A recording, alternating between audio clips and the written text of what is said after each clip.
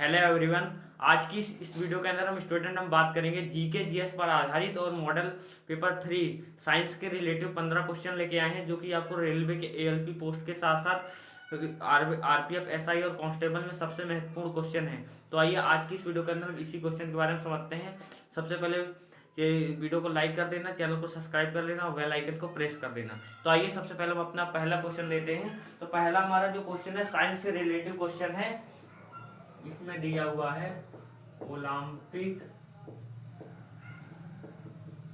खेल का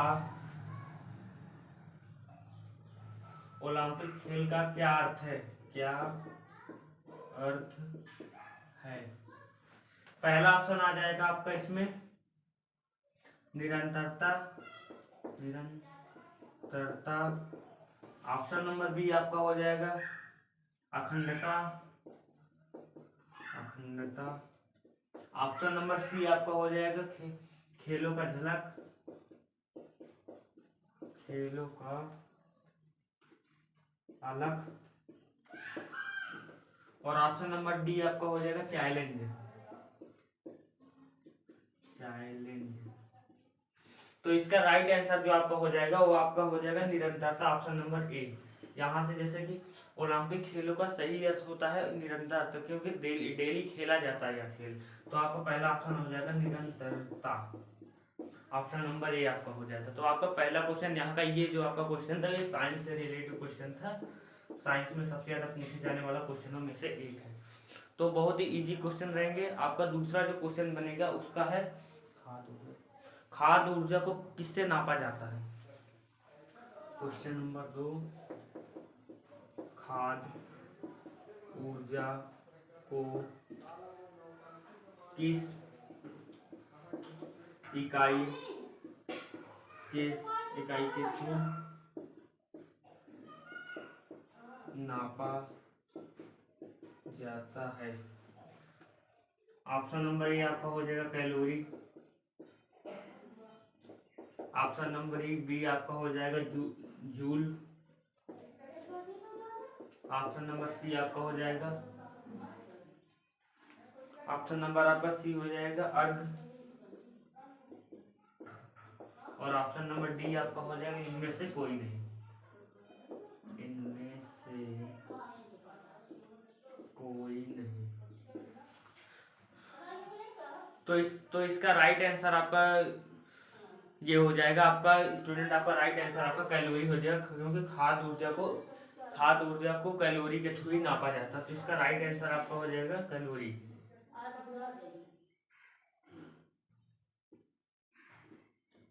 right answer आपका कैलोरी हो जाएगा, क्योंकि खाद से रिलेटेड है ना। खाद्य ऊर्जा को इकाई के थ्रू कैलोरी से नापा जाता है। इसके अलावा आपका जूल नहीं होगा, अर्ग भी नहीं होगा, और इनमें से कोई नहीं होगा। तो इसका पहला ऑप्शन आपका आंसर यही होगा, कैलोरी के थ्रू। तो स्टूडेंट आपका तीसरा क्वेश्चन जो बनेगा बहुत ही आसान क्वेश्चन है, पूछा हुआ है इसमें विद्युत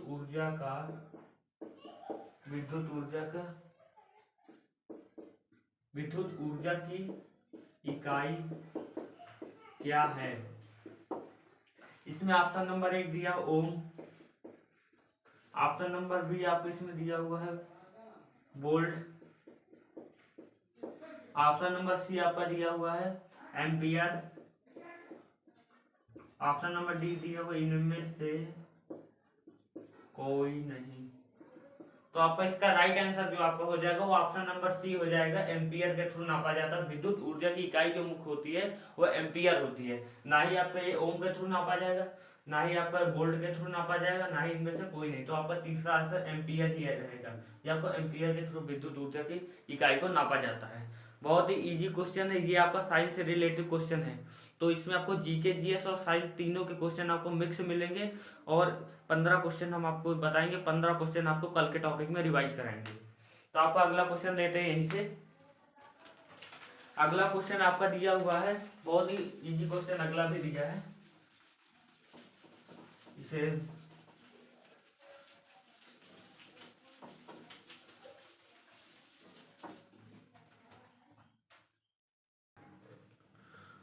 तो आपका अगला क्वेश्चन लेके आए हैं, इसमें दिया हुआ क्वेश्चन नंबर 4 है। एक लेंस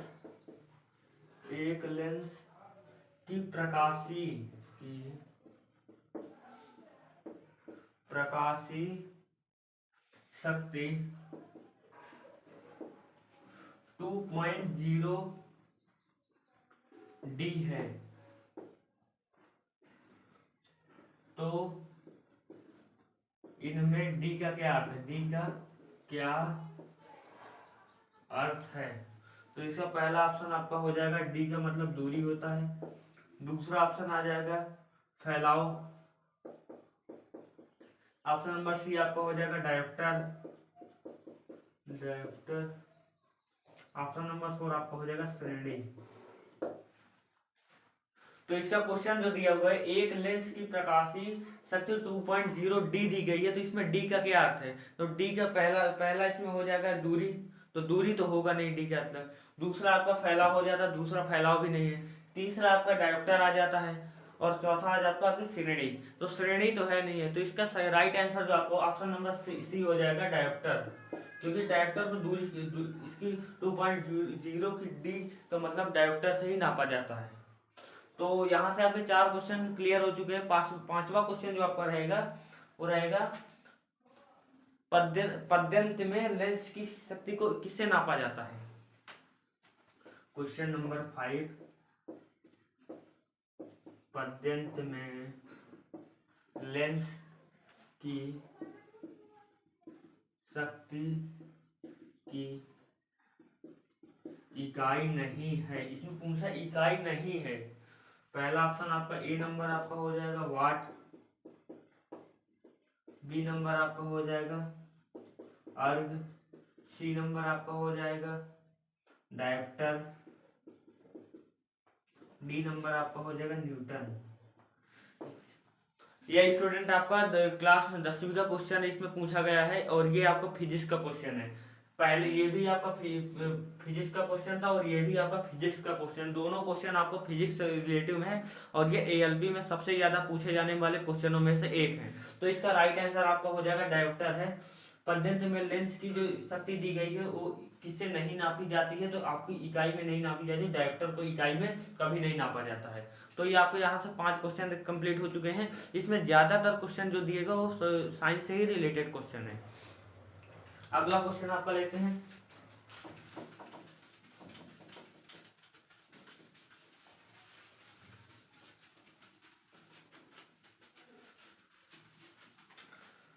अगला क्वेश्चन आपका है जो दिया हुआ है वो एम्पियर को किससे नापा जाता है। क्वेश्चन नंबर 6, यहाँ पे 6 लिख देते हैं।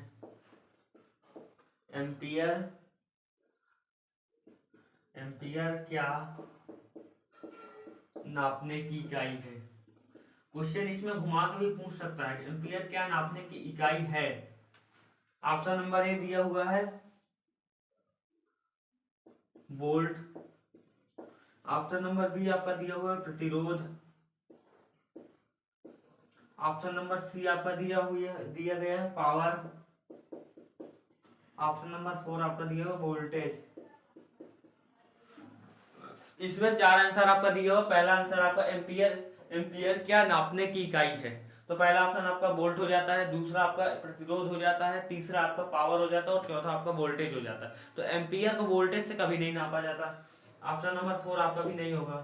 तीसरा पावर से भी कभी नहीं नापा जाता है, ना ही इसका प्रतिरोध आंसर। तो इसका राइट आंसर आपका वोल्ट निकल के आ रहा है। एम्पियर को वोल्ट से नापा जाता है, क्योंकि जब भी आप देखेंगे किसी भी सबमर्सिबल चलने वाली जो मोटर होती है उसका स्टार्टर जो होता है उसको आप जब एम्पियर नापेंगे तो आप वोल्ट में ही तो नापेंगे। 440 वोल्ट या 220 वोल्ट या 500 वोल्ट 170 वोल्ट, तो इसे वोल्ट से ही एम्पियर को वोल्ट से ही नापा जाता है। तो इसका राइट आंसर आपका वोल्ट हो जाता है। तो इसमें ज्यादातर क्वेश्चन जो हमने बता रखे एएलपी में ही पूछे जाने वाले क्वेश्चन है, और साथ ही ये क्वेश्चन आपको साइंस से भी रिलेटेड क्वेश्चन पूछे जाएंगे, और इसमें सबसे ज्यादा क्वेश्चन आपको जीके जीएस से ज्यादा आपको साइंस के ही क्वेश्चन देखने को मिलेंगे। तो आपका छठा क्वेश्चन लेते हैं, अदिश राशि क्या है। बहुत इजी क्वेश्चन है, अदिश राशि क्या है। पहला ऑप्शन आपका हो जाता बल आघूर्ण, बल आघूर्ण। ऑप्शन नंबर बी आपका हो जाता है ऊर्जा। ऑप्शन नंबर सी आपका हो जाता संवेग। ऑप्शन नंबर 4 हो जाता है ये सभी। तो बल आघूर्ण का अदिश राशि क्या नापती है, अदिश राशि क्या है? तो इसका सही सही आपका आंसर हो जाएगा, वो आपका हो जाएगा ऊर्जा। अदिश एक ऊर्जा की राशि है। अदिश राशि या सदिश राशि आपने बहुत ज्यादा पढ़ी होगी, क्लास 9 का क्वेश्चन इसमें उठाया हुआ, क्योंकि एएलपी और रेलवे की जो वैकेंसी आई है इनमें जीके जीएस साइंस से जो क्वेश्चन पूछे जाते हैं वो ज्यादातर आपको 9 से लगा के 12वीं 11वीं 12वीं तक के ही क्वेश्चन पूछे जाएंगे। यही क्वेश्चन आपको सबसे ज्यादा कंपटीशन में देखने को मिलते हैं। यदि आप इन क्वेश्चनों को फोकस कर लेते हैं ना तो क्वेश्चन बहुत ही ईजी हो जाएगा। यहाँ अब आपको लेते हैं अगला क्वेश्चन। आपके यहाँ से 7 क्वेश्चन कंप्लीट हो चुके हैं। क्वेश्चन नंबर 8 लेते हैं। निम्नलिखित में से कौन सा सदिश राशि नहीं है? निम्नलिखित में से कौन सा सदिश राशि नहीं है? ऑप्शन नंबर ए आपका हो जाएगा संवेग। ऑप्शन नंबर बी आपका हो जाएगा वेग। सी आपका हो जाएगा द्रव्यमान। डी आपका हो जाएगा कोणीय वेग। कोणीय वेग। निम्नलिखित में से कौन सा सदिश राशि नहीं है? तो इसमें आपका संवेग तो है ही, ऑलरेडी है ये। वेग भी आपका रखा जाएगा, कोणीय वेग भी है। तो इसमें लास्ट क्वेश्चन आपका बचा है द्रव्यमान। तो द्रव्यमान सदिश राशि नहीं है, द्रव्यमान को सदिश राशि में कभी नहीं रखा गया है। यहाँ से आपका 8 क्वेश्चन कंप्लीट हो जाता है। 9वां क्वेश्चन जो आपका लेंगे वो आपका 9वां क्वेश्चन दिया हुआ निम्नलिखित में से कौन सा वेगांतर नहीं है, वेगांतर मात्रा है। क्वेश्चन नंबर 9 निम्नलिखित में से कौन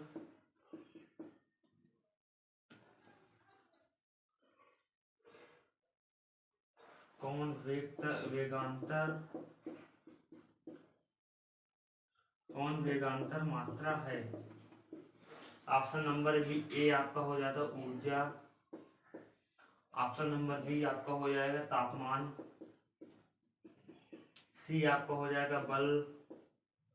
डी आपका हो जाएगा जूल। तो इसका राइट जो इसका कौन सा वेगांतर मात्रा है?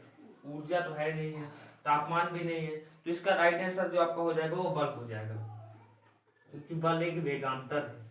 बल को वेगांतर के थ्रू माना जाता है, क्योंकि किसी भी चीज में यदि हम धक्का देते हैं तो उसे बल लगता है। तो जैसे इसमें हम पंखे में जैसे कि इस प्रकार ये बोर्ड रखा हुआ, अगर हम इस पे ऐसे करके खड़े हो जाए तो इसमें बल लगना स्टार्ट हो जाता है। और ये बल वाले क्वेश्चन जो रखे गए टोटल फिजिक्स के क्वेश्चन है और क्लास 9 के क्वेश्चन है। अगला क्वेश्चन आपका रखेंगे 10वां क्वेश्चन।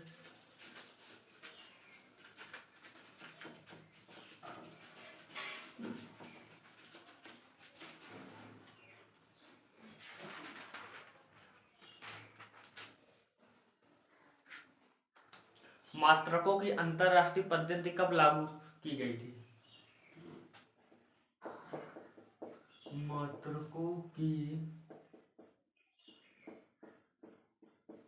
अंतरराष्ट्रीय पद्धति कब लागू की गई थी?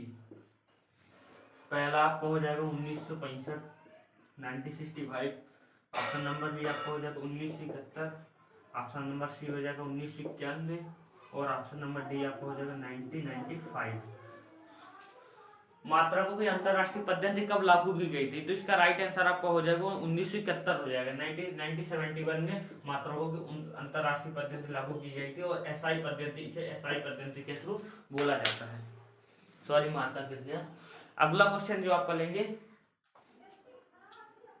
सौर सेल और सौर ऊर्जा को किस ऊर्जा में बदलते हैं? सौर सेल और सौर ऊर्जा को किस ऊर्जा के थ्रू बदला जाता है? तो इसका 4 विकल्प आपका दिया गया है, क्वेश्चन लिख लेते हैं। सौर सेल, सौर सेल और सौर ऊर्जा को किस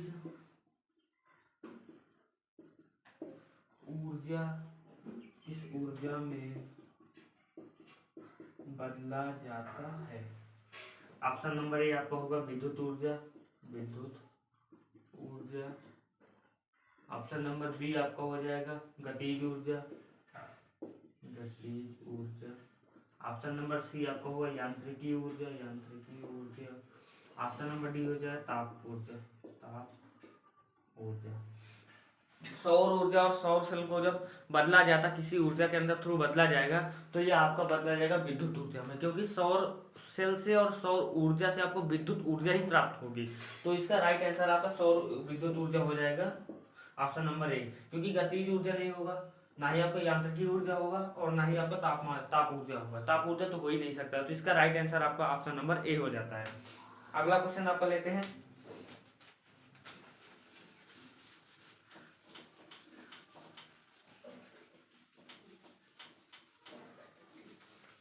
टोटल इसमें फिजिक्स का क्वेश्चन को रखा गया है।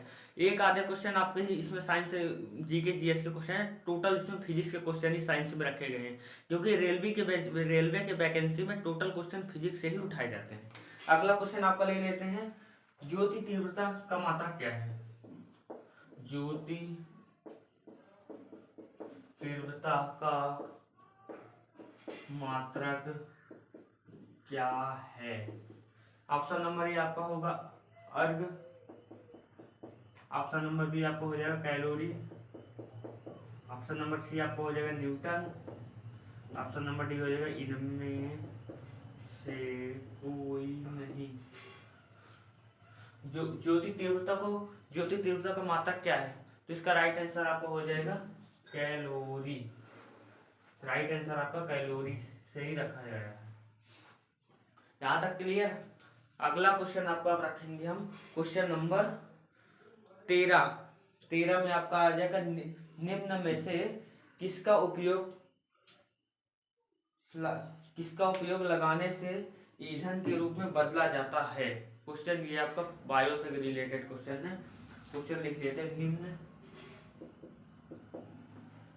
निम्न में से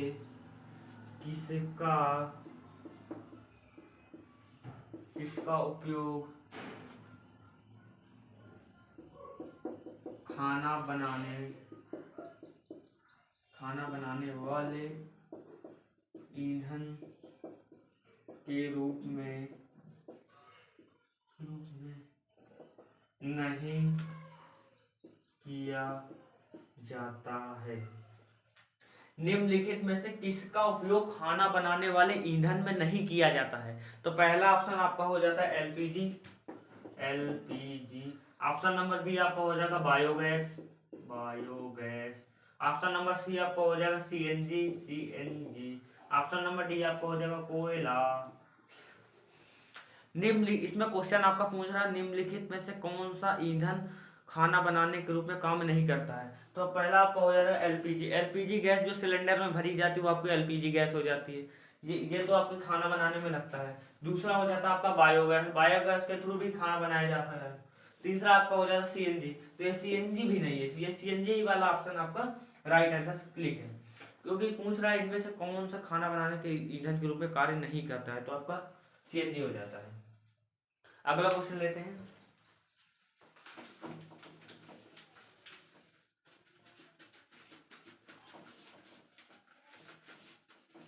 दो क्वेश्चन आपके और बचे हुए हैं स्टूडेंट।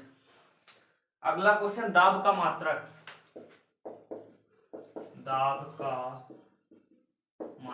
क्या है? ऑप्शन नंबर एक डायल। ऑप्शन नंबर बी आपका हो जाएगा जूल।